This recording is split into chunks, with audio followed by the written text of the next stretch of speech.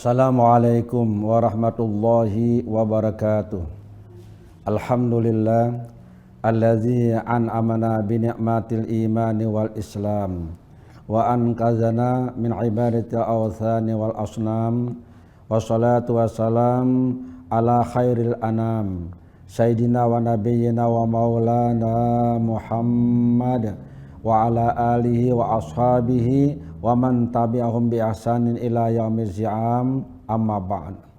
Para pemirsa yang dicintai, dikasihi dan dirahmati Allah Subhanahu wa taala, alhamdulillah puji dan syukur kita panjatkan kehadirat Allah Subhanahu wa taala. Pada hari ini kita dipertemukan kembali dalam kajian kitab Tuhfatur Raghibin.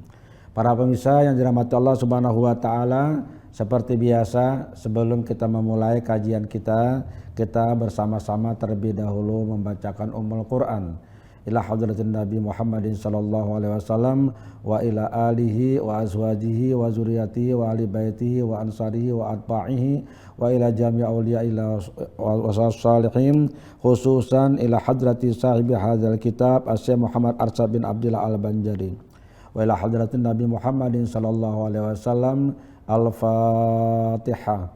A'udzu billahi minasyaitonir rajim. Bismillahirrahmanirrahim. Alhamdulillahirabbil alamin arrahmanir rahim maliki yaumiddin. Iyyaka na'budu wa iyyaka nasta'in. Ihdinas siratal mustaqim.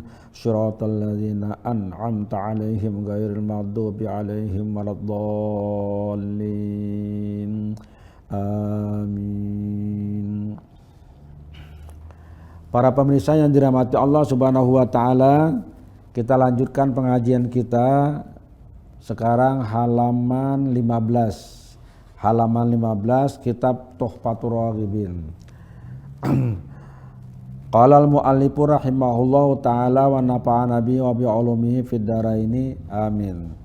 Syekh Muhammad Arsyad Al-Banjari dalam kitab beliau kitab Tuhfatur Raghibin mengatakan, dan setengah mereka itu adalah iktikadnya bahwa khalifah itu Sayyidina Ali tiada lainnya, dan Abu Bakar dan Umar dan Utsman jadi kafir mereka itu tatkala mereka itu menerima jadi khalifah lain daripada Ali, dan adalah mereka itu menyumpahi akan Abu Bakar dan Umar dan Utsman dan akan sahabat yang lain, dilebih-lebihkan oleh mereka itu akan segala taulan Sayyidina Ali daripada sahabat Rasulullah sallallahu alaihi wasallam. Dan setengah mereka itu adalah iktikadnya bahwa roh apabila keluar ia daripada suatu badan, maka masuk ia kepada lembaga yang lain, maka i'tikad itu kufur. Para pemirsa yang dirahmati Allah Subhanahu wa taala, pada paragraf ini Syekh Muhammad Arsyad Al-Banjari memberikan penjelasan tentang i'tikad atau keyakinan dari kaum Rafidiyah, lanjutan dari pembahasan kita sebelumnya. Dan ini sangat menarik para pemirsa karena terkait soal kekhalifahan. Jadi urusannya urusan khalifah, urusannya urusan siasah, urusan politik, tapi merambah ke urusan teologi sehingga melahirkan paham-paham teologis atau paham keagamaan. Apa kata beliau? Dan setengah mereka itu adalah i'tikadnya bahwa khalifah itu Sayyidina Ali tiada lainnya. Jadi orang-orang Syiah Rafidiyah ini berkeyakinan sepenuhnya bahwa hanya Ali bin Abi Thalib yang khalifah, yang lain tidak. Jadi hanya Ali bin Abi Thalib yang khalifah, bukan yang lainnya. Bagaimana kedudukan Abu Bakar, bagaimana kedudukan Umar, bagaimana kedudukan Utsman, yang dalam sejarah nyata bahwa tiga tokoh besar ini adalah memimpin Islam. Tiga-tiganya ada khalifah. Bahkan di kalangan Ahlussunnah wal Jamaah mereka masuk seluruhnya ke dalam Al-Khulafaur Rasyidun, para khalifah yang diberikan Allah bimbingan dan petunjuk kepada mereka. Al-Khulafaur Rasyidun. Maka di sini dijelaskan oleh beliau, menurut pandangan orang-orang Syiah Rafidiyah, Abu Bakar, Umar, dan Utsman kafir. Luar biasa para pemirsa. Sahabat Nabi yang besar, yang berjasa, yang luar biasa, itu dianggap oleh mereka, atau dia bukan dianggap, diyakini oleh mereka sebagai kafir. Kapan kafirnya?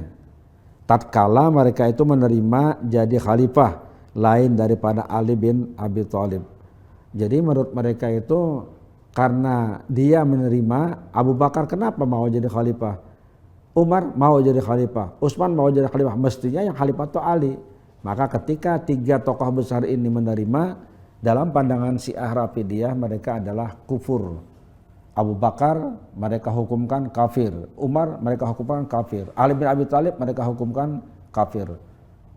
Luar biasa mereka mengagung-agungkan Ali bin Abi Thalib sampai mengkafirkan sahabat-sahabat Nabi yang oleh Nabi sendiri dijamin masuk surga. Ini sahabat sangat dekat dengan Nabi besar Muhammad SAW. Dan sejarah para pemirsa itu sudah mencatat bahwa memang dalam proses pergantian kepemimpinan dalam Islam, setelah Rasulullah wafat, Rasul tidak mewasiatkan siapa yang menjadi khalifah sesudah beliau. Tidak ada. Maka musyawarahlah umat Islam untuk menentukan bagaimana caranya dan siapa yang akan menggantikan Nabi untuk memimpin umat Islam. Para pemirsa yang dirahmati Allah Subhanahu wa taala, coba kita telusuri dari Abu Bakar As-Siddiq lebih dahulu. Bagaimana Abu Bakar As-Siddiq itu terpilih menjadi khalifah? Ini bermula adalah dari informasi adanya pertemuan orang-orang Ansar di sebuah tempat pertemuan bernama Saqifah Bani Sa'idah. Jadi di Madinah itu ada sebuah tempat pertemuan untuk musyawarah namanya Saqifah Bani Sa'idah. Orang-orang Ansar kumpul di situ beberapa orang untuk membicarakan siapa yang menggantikan Rasul setelah Rasul wafat. Nah, musyawarah ini dilakukan pada saat kaum Muhajirin sibuk mengurus jenazah Rasul. Rasul wafat itu ditempatkan di rumah beliau, mereka bertakziah ke sana. Mereka tidak tahu ada pertemuan di Saqifah Bani Sa'idah. Mereka kumpul karena Rasulullah tidak langsung dimakamkan. Tiba-tiba ada yang memberitahu, pertama beritahunya kepada Umar bin Khattab. Itu orang-orang Ansar sedang bicarakan kepemimpinan sesudah Rasul. Maka kemudian Umar pun segera menyampaikan kepada Abu Bakar dan mereka bergegas bersama sahabat yang lain menuju Saqifah Bani Sa'idah. Ketika sampai di sana, mereka bertemu dan mereka pun kemudian bermusyawarah. Siapa yang berhak menjadi khalifah? Orang-orang Ansar berpendapat mereka lah yang berhak untuk menjadi khalifah pengganti Rasul. Kenapa? Karena mereka yang menolong Nabi dan orang-orang Mekah sehingga Islam menjadi besar. Maka mereka mengangkat Sa'ad bin Ubadah ditetapkan oleh orang Ansar sebagai calon khalifah pada waktu itu. Tapi orang-orang Muhajirin dipimpin Abu Bakar berpendapat yang paling dekat dengan Nabi dan penuh perjuangan dengan Nabi sejak awal Islam dikembangkan oleh Nabi, diterima oleh orang-orang Mekah, yang berhak itu adalah orang Muhajirin. Akhirnya melalui perdebatan yang cukup panjang terpilihlah Abu Bakar As-Siddiq menjadi khalifah. Satu catatan kita para pemirsa, dari sekian banyak sejarah yang mencatat pada saat pemilihan itu tidak ada satupun disebutkan nama Ali bin Abi Thalib.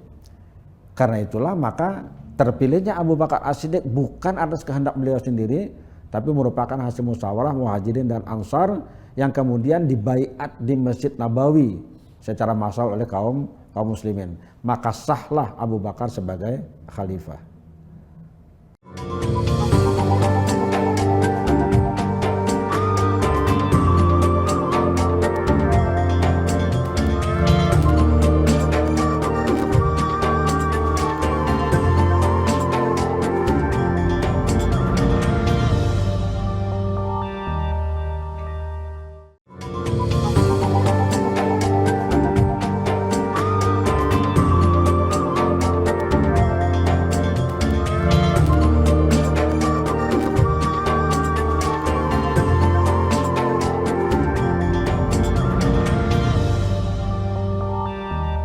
Para pemirsa yang dicintai Allah Subhanahu wa taala, Khalifah Abu Bakar terpilih secara aklamasi.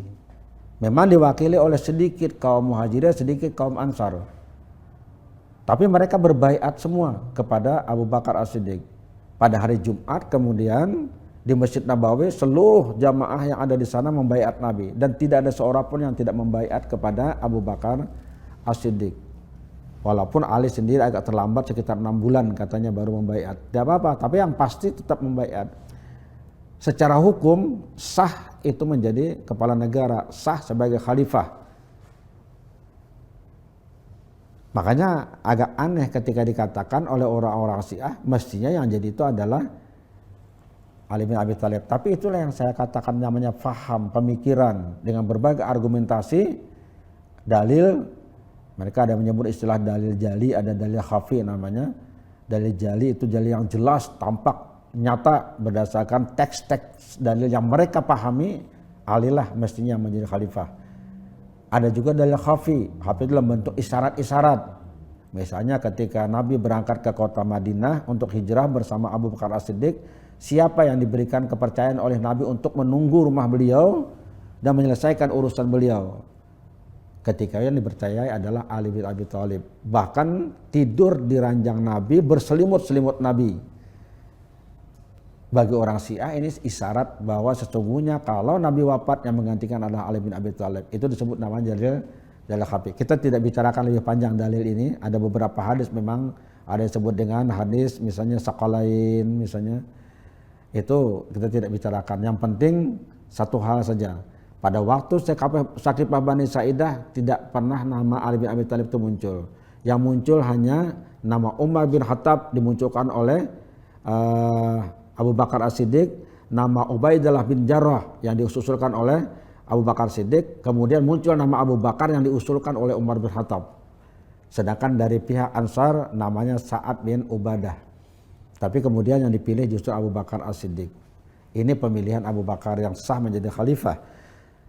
Kemudian pada pemilihan Umar bin Khattab berbeda dengan pemilihan Abu Bakar As-Siddiq.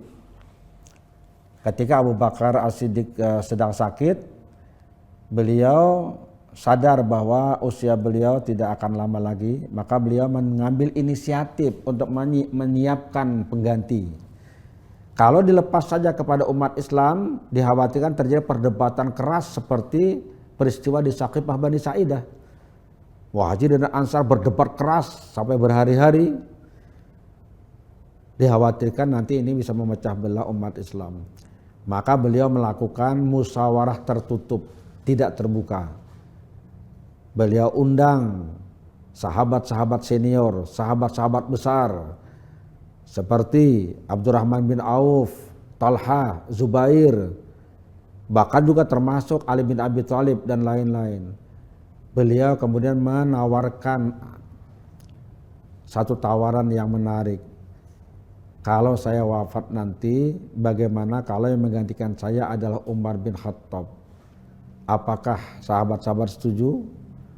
Satu persatu diundang oleh Abu Bakar As-Siddiq dan rata-rata mereka setuju. Tidak ada satupun yang menolak Umar diangkat menjadi khalifah. Karena itulah maka menjelang wafat Abu Bakar pun berwasiat kepada umat Islam bahwa kalau nanti aku dipanggil oleh Allah Subhanahu wa taala, maka yang menggantikan aku adalah Umar bin Khattab. Tidak ada satupun yang membantah, semua setuju dan semua membaiat kepada Umar bin Khattab. Dengan demikian sahlah Umar bin Khattab sebagai khalifah. Nah kemudian Utsman bin Affan, berbeda lagi Utsman bin Affan. Sahabat datang kepada Umar bin Khattab ketika Umar itu kan ditusuk oleh Abu Lu'lu'ah namanya, ada orang Majusi, sehingga luka parah dengan pisau beracun.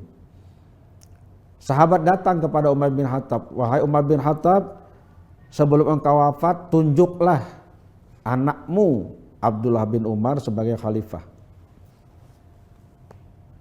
Umar menjawab, kalau aku menunjuk pengganti aku, itu sudah dilakukan oleh orang yang lebih baik dari aku. Maksudnya Abu Bakar As-Siddiq yang menunjuk beliau.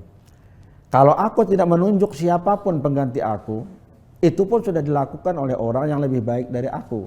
Siapa? Rasulullah Sallallahu Alaihi Wasallam. Akhirnya beliau menetapkan cukup Umar bin Khattab yang jadi khalifah. Anakku dan keluargaku tidak usah. Dan beliau pun akhirnya membentuk tim formatur yang dikenal dengan nama Dewan Syuro sebanyak 6 orang.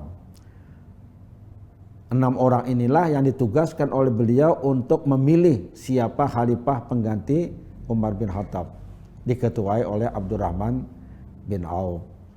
Dengan pesan, nanti setelah aku wafat, paling lambat 3 hari sudah terpilih khalifah yang baru. Catatannya, pertama, pilih oleh kalian salah satu di antaranya yang jadi khalifah, bukan di luar yang 6. Yang kedua, apabila suara sama, maka serahkan kepada yang paling tua di antara kalian. Apapun putusan yang paling tua, itulah yang diambil.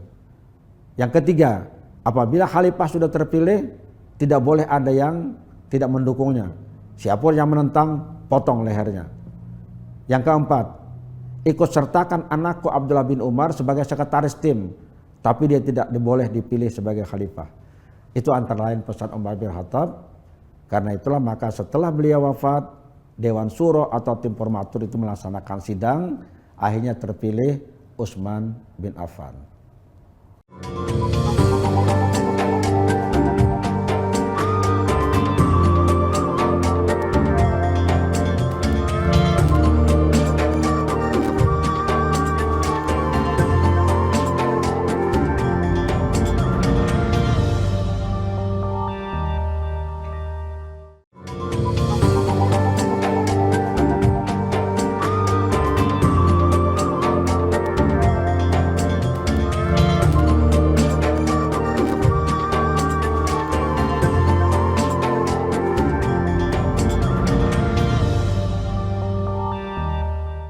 Para pemirsa yang dirahmati Allah Subhanahu wa taala, 3 khalifah yang kita ceritakan tadi terpilih itu semua mendapat baiat dari kaum muslimin dan sah sebagai khalifah. Tetapi oleh orang-orang Rafidiyah itu tidak bisa diterima. Bahkan dikatakan di dalam kitab ini mereka itu adalah kafir tatkala menerima jadi khalifah lain daripada Ali. Ini kata Syekh Muhammad Arsyad Al-Banjari dalam kitab beliau. Nah, ini yang berbeda para pemirsa dengan etikat Ahlussunnah wal Jamaah. Jadi orang Syiah tidak pernah mempercayai Abu Bakar, Umar dan Utsman sebagai khalifah. Hanya satu, Ali bin Abi Thalib. Dan seterusnya, hanya keturunan Ali bin Abi Thalib yang mereka sebut imam itulah yang berhak menjadi pemimpin umat Islam. Bahkan ditambah lagi di sini dikatakan, dan adalah mereka itu menyumpahi akan Abu Bakar dan Umar dan Utsman dan akan sahabat yang lain. Jadi sahabat-sahabat yang mendukung Abu Bakar, Umar dan Utsman, termasuk juga Abu Bakar, Umar dan Utsman bin Affan yang menjadi khalifah, ini disumpahi oleh mereka. Bahasa beliau disumpahi di sini. Kalau bahasa ekstrimnya itu dilaknat, dikutuk, dan itu masuk di dalam khutbah Jumat dan khutbah lainnya. Jadi kalau khutbah Jumat digelar oleh orang-orang Syiah Rafidiyah ini, salah satu poinnya itu melaknat dan mengutuk Abu Bakar, Umar, Utsman dan sahabat yang membantu 3 khalifah ini. Nauzubillahi min dzalik. Nah, makanya para pemirsa, ini yang sulit diterima oleh orang Ahlussunnah wal Jamaah. Sehingga timbul keributan terus. Karena itu sumpah serapah ini dimasukkan dalam khutbah. Setiap Jumat mereka menyumpahi umat Islam yang berpaham Ahlussunnah wal Jamaah yang sangat memuliakan Abu Bakar, Umar dan Utsman tentu tidak bisa menerima. Makanya kalau ingin bertoleransi dan menimbulkan ukhuwah yang bagus, seharusnya sumpah serapah ini tidak masuk di dalam bagian kehidupan masyarakat Syiah Rafidiyah. Para bisa dirahmati Allah Subhanahu wa taala. Selanjutnya dikatakan di sini bukan hanya Abu Bakar, Umar dan Utsman, tapi sahabat-sahabat yang lain dilebih-lebihkan oleh mereka itu akan segala taulan Sayyidina Ali daripada sahabat Rasulullah SAW. Taulan itu maksudnya teman lah, taulan. Taulan itu teman atau kawan ya. atau sahabat juga. Jadi mereka itu melebih-lebihkan orang-orang teman-teman Ali bin Abi Thalib dibanding sahabat Rasulullah sendiri. Itu maksudnya. Kira-kira seperti itu ya. Jadi ini ada sahabat-sahabat Ali bin Abi Thalib. Ini ada sahabatnya Rasulullah. Orang-orang Syiah Rafidhiyah lebih mengutamakan sahabat-sahabat Ali bin Abi Thalib, taulan-taulan Ali bin Abi Thalib ketimbang sahabat Nabi sendiri. Bahkan seperti tadi dikatakan, sahabat besar Nabi pun mereka kafirkan. Dan yang terakhir yang disebutkan oleh beliau di sini adalah setengah mereka itu adalah itikadnya bahwa roh apabila keluar daripada suatu badan maka masuknya kepada lembaga yang lain. Maka itikad ini kufur. Jadi ini bicara soal yang lain para pemirsa, ini soal roh. Jadi roh manusia itu ketika dia keluar dari jasad, orang sudah meninggal dunia, rohnya ini tidak naik ke hadirat Allah Subhanahu wa taala, tetapi dimasukkan ke dalam lembaga-lembaga yang lain. Istilah beliau lembaga-lembaga yang lain. Jadi artinya roh itu terus bergentayangan masuk kepada lembaga-lembaga yang lain.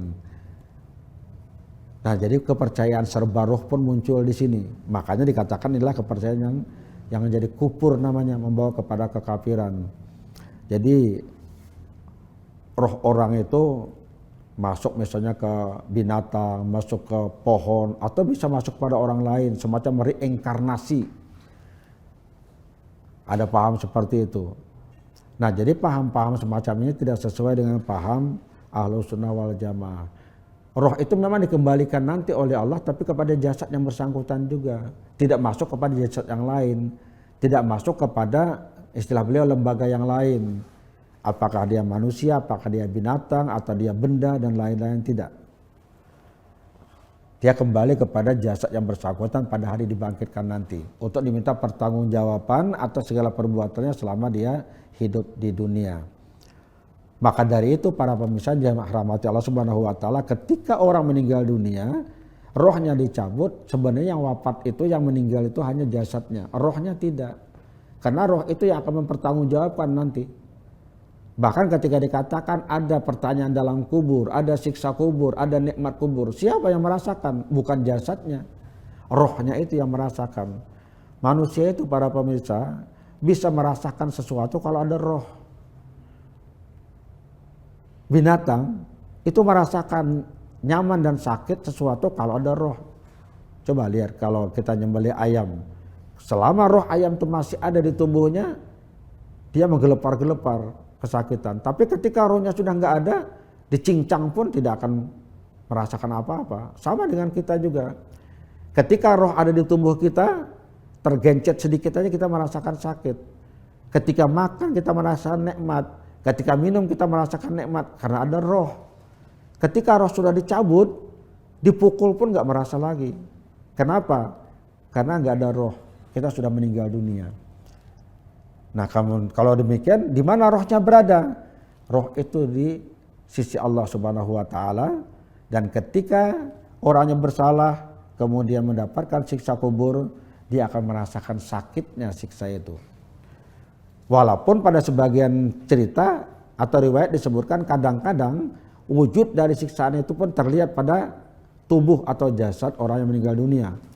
Misalnya ketika kuburnya itu dibuka, hitam, pekat, jadi arang semuanya, menunjukkan itu api yang membakar di dalamnya. Misalnya seperti itu ada. Nikmat juga seperti itu.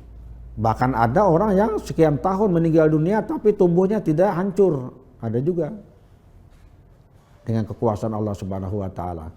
Tapi yang jelas kalau dia meninggal, diapain pun dia tidak merasa. Karena tidak ada roh. Nah, jadi roh itu tetap hidup dan berada di sisi Allah Subhanahu wa taala untuk nanti dimasukkan kembali kepada jasad yang meninggal dunia, bukan ditempatkan kepada makhluk-makhluk yang lain. Tapi orang Rafidhiyah berpendapat tidak, dia masuk ke dalam lembaga, istilahnya lembaga-lembaga yang lain. Para pemirsa yang dirahmati Allah Subhanahu wa taala, mudah-mudahan kajian kita hari ini diberikan manfaat yang besar oleh Allah Subhanahu wa taala, sehingga kita bisa memahami sudah beberapa akidah atau i'tiqad yang dianut oleh kaum Syiah Rafidiyah yang oleh Syekh Muhammad Arsyad Al-Banjari disebutkan itu i'tikad yang tidak benar atau i'tikad yang menyimpang. Semoga kita terhindar dari semua keyakinan, kepercayaan dan i'tikad yang tidak sesuai dengan i'tikad Ahlussunnah wal Jamaah. Ala hadzal niyah wa likulli niyatin shalihah wa ila hadratin Nabi Muhammadin sallallahu alaihi wasallam. Al-Fatihah. A'udzu billahi minasyaitonir rajim. Bismillahirrahmanirrahim. Alhamdulillahirabbil alamin arrahmanir rahim maliki yaumiddin. Iyyaka na'budu wa iyyaka nasta'in. Ihdinas siratal mustaqim. Siratal ladzina an'amta 'alaihim ghairil maghdubi 'alaihim waladdallin. Amin. Amin amin ya rabbal alamin. Bismillahirrahmanirrahim. Alhamdulillahirabbil alamin wassalatu wassalamu ala asrafil anbiya'i wa mursalin sayyidina wa nabiyyina wa maulana Muhammadin wa ala alihi washabihi ajma'in. Allahumma ighfir lana wa li walidina warhamhum kama rabbana shighara wa li jami'il muslimina wal muslimat wal mu'minina wal mu'minat al ahya'i minhum wal amwat bi rahmatika ya arhamar rahimin. Allahumma anfa'na bima 'allamtana wa 'allimna ma yanfa'una wa zidna ilma. Allahumma akhrujna min zulumatil wahmi wa akrimna bi nuril fahmi waftahna ababal ilmi wa zaina bil halakil hasanah wa hilmi bi rahmatika ya arhamar rahimin. Rabbana atina fid dunya hasanatan wa fil akhirati hasanatan wa qina azabannar. Wa sallallahu ala khalqihi sayyidina Muhammad wa ala alihi washabihi ajma'in. Subhana rabbika rabbil izzati amma yasifun wa salamun ala mursalin walhamdulillahi rabbil alamin. Assalamualaikum warahmatullahi wabarakatuh.